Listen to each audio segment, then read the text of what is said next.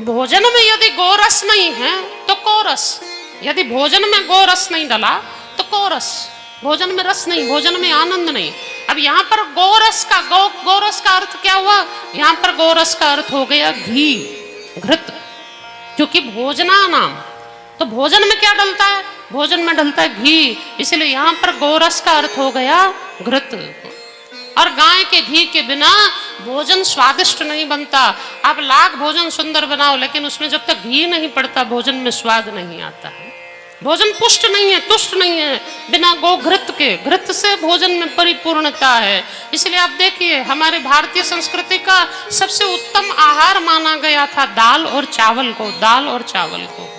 और दाल और चावल में घी डालकर खाने का विधान दिया। और कहते हैं ये पूरे विश्व में WHO ने यह सिद्ध किया है कि सबसे पौष्टिक, सबसे पुष्टदायक आहार यदि कुछ है तो दाल चावल है।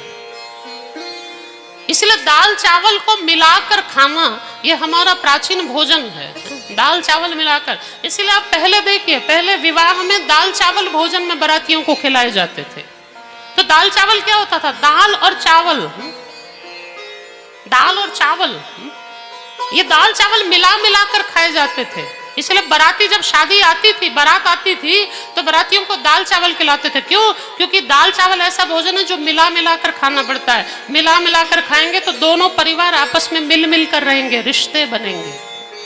दोनों परिवार मिल मिल कर रहेंगे, रिश्ते बनेंगे। इसलिए दाल चावल का भोजन था।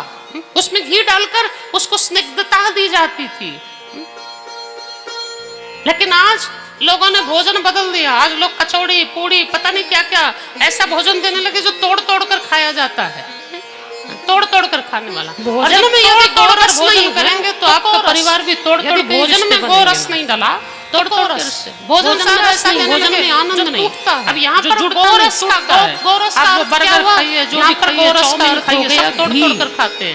अब तोड़ तोड़ कर खाने वाला भोजन क्या करता है? रिश्तों को। भोजन में क्या डलता है?